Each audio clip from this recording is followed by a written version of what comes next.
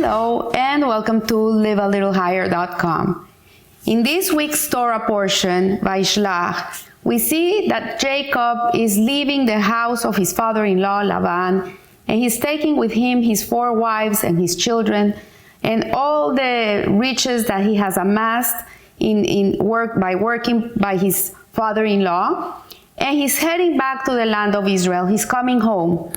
So his first act on departure is to send a message to his brother Esav. It says in the Torah that he sent angels to come to Esav, who had previously vowed to kill him. And he sent this message: I have oxen and donkeys, sheep, servants, and maidservants. Like, don't worry about me. I'm coming rich. I'm a rich man. I'm not coming to take away anything from you. So this message seems to suggest that Jacob was a very wealthy man and intends to pay handsomely to appease Esav his anger. But the Midrash says that the oxen were a code for the priest who leads the Jews the priest who leads the Jews out to war, and the donkey was a code for the Mashiach himself. If so, what was the real meaning of this very cryptic message? What was Jacob trying to tell Esav? So there's a very interesting insight given by the Magalei Amukot, Rabbi Nata Spira, from the 1600s. He was known as the revealer of depths. And he says that Esav married the daughter of Ishmael. He went into the home of Ishmael to get back at Jacob for walking away with the birthright.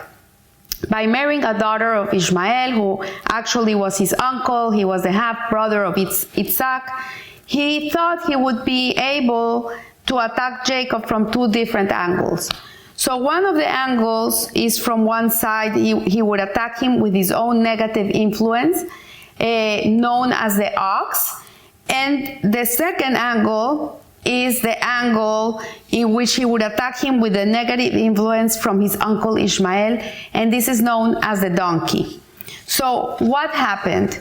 After leaving Laban's house, Jacob wrestled with the angel, and this angel came as a man. He looked like a man, and he started wrestling with Jacob, the famous fight that he had, where his name was added to Israel.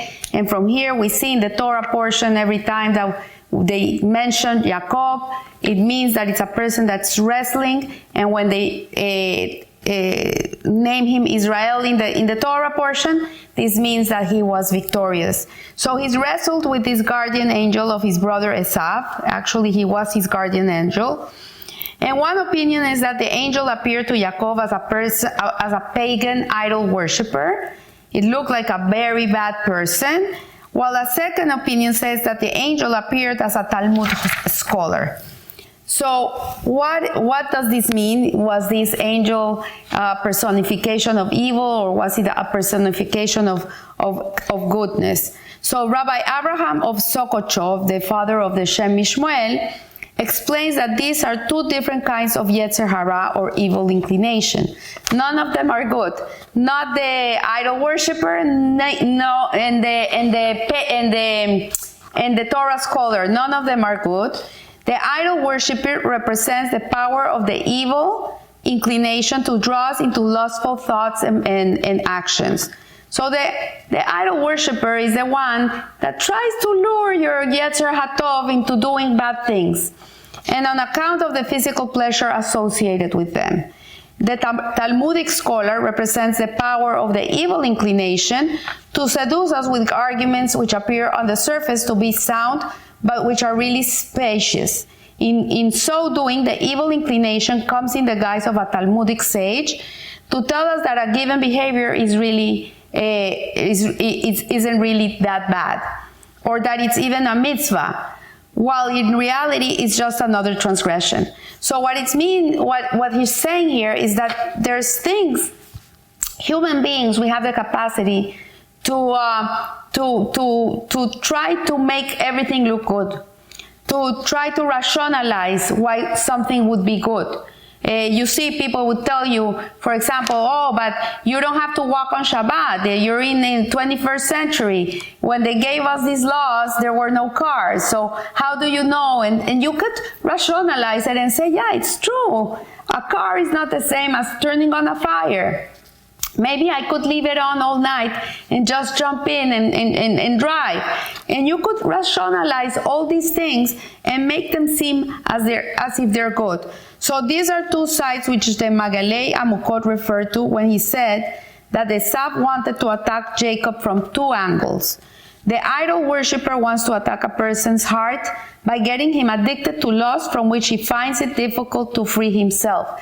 So the idol worshiper, which is represented by the donkey, is actually is trying to get us to get comfortable with things that are not okay. You know, a person can say, okay, maybe I'll start wearing my blouse up to here. You know, women have to cover their elbows. This is tzniut, modesty. But I could say, okay, but if I leave it here, just beneath the elbow, I'm covering my elbow. But if you put your hand up, the whole thing is going to show. But you can rationalize, no, I'm going to walk like this, and I'm not going to show my elbow. Then you get too comfortable with the shirt here. Then next thing you know, okay, it's not that bad that I wear it on the elbow. And then it's going to go on top of the elbow. And the last moment you know, you're already wearing a tank top. So this is the way in which the Yetzer Hara works on us, trying to make what is not permissible permissible.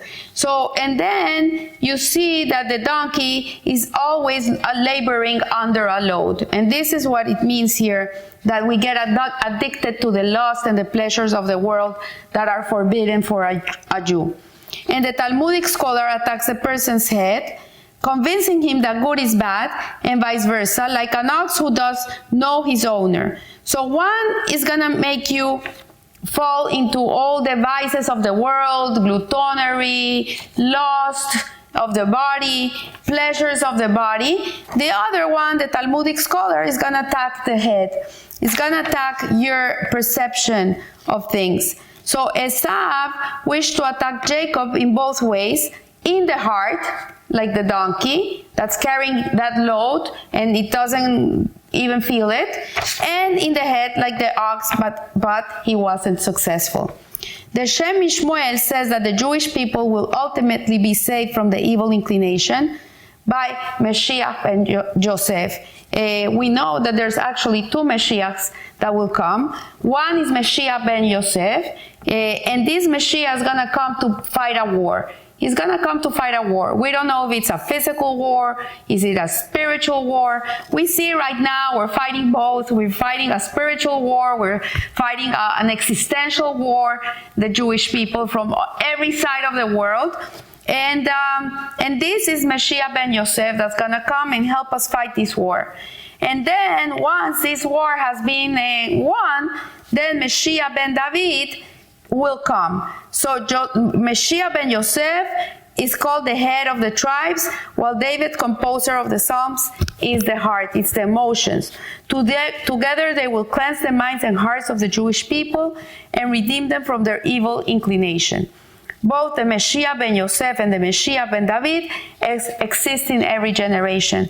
So every generation is redeemable. Every generation has the capacity to bring the Geula, to bring the redemption. We just have to be meritorious to have this.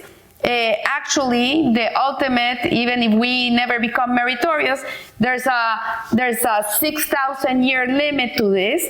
We're already in the year 5,785. We're very close to it. And eventually, there's going to be a time where all these evil inclinations will disappear from the world and we will only experience the bliss of God. So if the generation deserves it, then the Mashiach is revealed. If not, then the presence of both of them at least aids greatly in fighting the battles against the evil inclination of that generation. So the evil inclination of our generation at this moment in time is really to fight for our Jewish pride, to not get caught up in all these fake news outlets of making Jews feel that they stole our land, making us feel that we stole people's heritage or their religions or their ethnicity, because it's not true. The Jewish people have been in the land of Israel. We can see from here, since Abraham Avinu, we've been living in the land of Israel, and it is our land because Hashem gave it to us. So one of these fights that the Jewish people are fighting today is to stay strong in our Jewish pride, in our Jewish existence, in our Jewish awareness that we're Jewish people, not to hide from anybody, to be proud Jewish people, and to live as a Jew, think as a Jew, act as a Jew. And this is what Jacob, according to the Midrash, wanted to hint to Esav when he told him, I have oxen, the priest who goes out to war, and I have donkeys, the Mashiach himself. And he meant, I have the Mashiach ben Yosef, who fights the battles of the head, and I have the Mashiach ben David, who fights the battles of the heart. The truth is that with the advent of the Messianic era, the battle of the heart will already be won, because the evil inclination will recognize where true pleasure lies. So we're not so lured into the pleasures of the heart anymore, in pursuit of godliness and spirituality. However, the inclination, the evil inclination of the intellect still remains. And it will be the job of Mashiach ben Yosef to fight that battle.